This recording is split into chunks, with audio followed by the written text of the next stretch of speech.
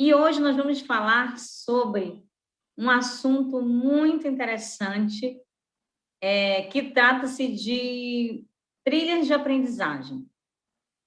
Esse já é um tema muito difundido nos congressos no Brasil todo e até fora do Brasil, e não é uma realidade aplicada nas empresas de um modo geral, mas principalmente no Amazonas. São poucas as empresas que já têm implantado essa metodologia dentro do seu processo organizacional. E eu vim falar um pouquinho sobre a experiência que eu tenho com esse método, com essa ferramenta, para que possa abrir a mente de você, profissional da área de treinamento e desenvolvimento. E eu trouxe aqui, para começar, a gente explicar um pouquinho do que significa as trilhas de aprendizagem, tá ok?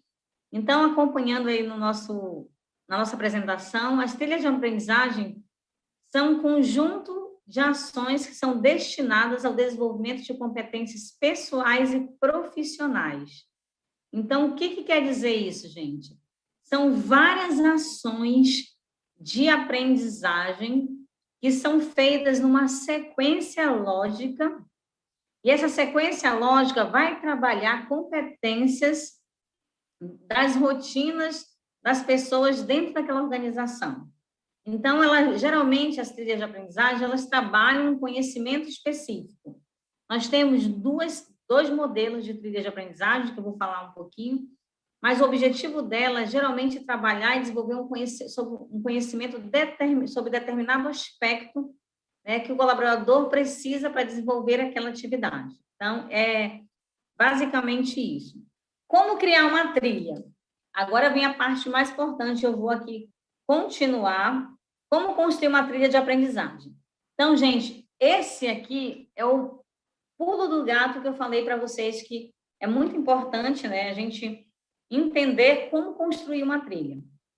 Primeira coisa, a gente deve mapear as necessidades. Eu acabei de dizer sobre isso. Qual nível que eu vou mapear as necessidades? Todo o processo de aprendizagem, como vocês têm me acompanhado nas últimas lives, todo o processo de aprendizagem precisa de um mapeamento. E esse mapeamento deve ser feito com quem? Com as lideranças. Porque as lideranças vão dizer quais são os maiores desafios daquela área. Em que competências que eles gostariam de trabalhar para desenvolver melhor aquela equipe. Para aquela equipe crescer como profissional, mas principalmente para que aquela equipe possa trazer mais resultados. Então, um bom mapeamento de necessidades é fundamental, tanto com as lideranças, como nesse caso da trilha de aprendizagem, a gente vai entrar um pouquinho no contexto da equipe também, porque é bom ouvir também a equipe, saber o que essa equipe pensa, quais as necessidades, isso é importante. Vocês estão vendo aqui no gráfico o número 2, né? O número 2 é entender o público-alvo. Ainda há pouco eu falei sobre isso. Dentro de uma trilha, vamos lá, vou dar exemplo do cadastro, vocês vão entender o que eu estou falando depois. O cadastro, vão ter lá vários recursos. Por quê? Eu preciso entender o público-alvo, para que eu possa saber como que aquela equipe aprende.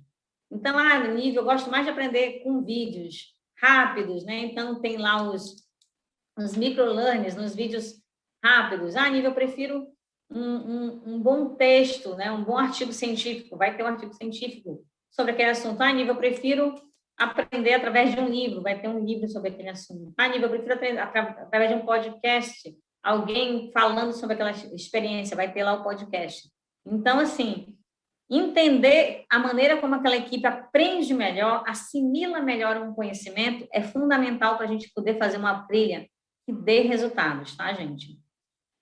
O terceiro passo dessa trilha, eu coloquei até um caminhozinho, né, porque a trilha, ela tem esse sentido de caminho, né?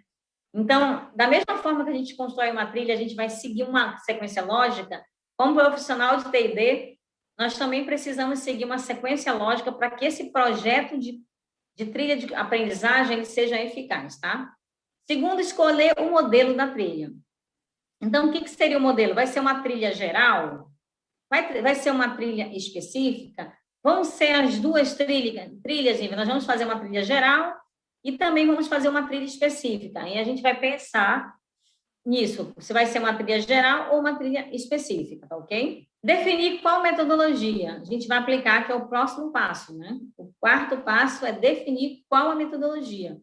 Então, gente, a metodologia, são várias que a gente pode aplicar, mas a metodologia da trilha de aprendizagem, ela é baseada em competências, né? Então, nós temos a metodologia 70-20-10, que traz muito bem esse cenário da trilha de aprendizagem, onde você vai ter ali o conceito, a teoria e a prática também, tá bom? Mas você define qual metodologia, outra metodologia você quer aplicar, se você não quiser aplicar a metodologia 70-20-10, ok? Aí nós vamos para o quinto passo, que é definir métricas. Gente, todo o trabalho, principalmente numa trilha de aprendizagem, precisa haver métricas. Eu me recordo que, nesse processo dessa trilha de aprendizagem, dessa organização que eu trabalhei, eu mensalmente tinha que fazer, eles utilizavam um programa, então, mensalmente, eu tinha que fazer a métrica de quantas pessoas acessaram, quantas concluíram aquela trilha, quantas pararam no meio do caminho. Todos esses dados são muito importantes para a gente saber se aquela trilha teve efetividade, tá? Porque se não teve, significa que teve alguma ferramenta ali que nós, profissionais de T&D, não pensamos e que alguém, aquela pessoa principalmente que trouxe o dado de que parou na metade do caminho, pode, de repente, não ter conseguido encontrar um método que fosse o melhor para que ela aprendesse, tá?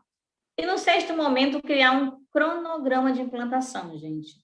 Por que tem que haver, criar um cronograma de implantação? Porque nenhum projeto que deva ser bem feito precisa, pode-se dispensar um planejamento, um cronograma. É necessário um cronograma, tá, gente? Tudo que eu vou fazer, a primeira coisa que eu penso é um cronograma. Por quê?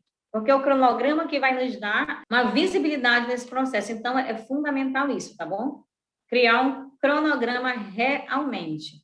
Para que tudo isso, até porque, gente, como vocês puderam observar aqui, os passos, é um trabalho bastante complexo, bastante trabalhoso, porque, além de tudo isso, no meio de tudo isso, a gente tem que criar o conteúdo, definir o conteúdo, estruturar o conteúdo, e não é tão simples assim, tá, gente? Imagina fazer isso para várias trilhas, é o que eu vou dar um exemplo agora. Então, realmente estruturar cada passinho desse para que a gente possa implantar uma trilha, tá? Eu digo assim, com toda a propriedade, construir uma trilha de aprendizagem para uma área não leva menos de um ano, tá? Não leva menos de um ano, sendo bastante otimista, principalmente leva um ano você tendo um suporte de uma empresa que grave, uma empresa que armazene essa trilha, isso aí, ok. Mas se você for fazer essa trilha ainda de maneira muito, muito braçal, o que eu quero dizer, ainda com os recursos simples, né?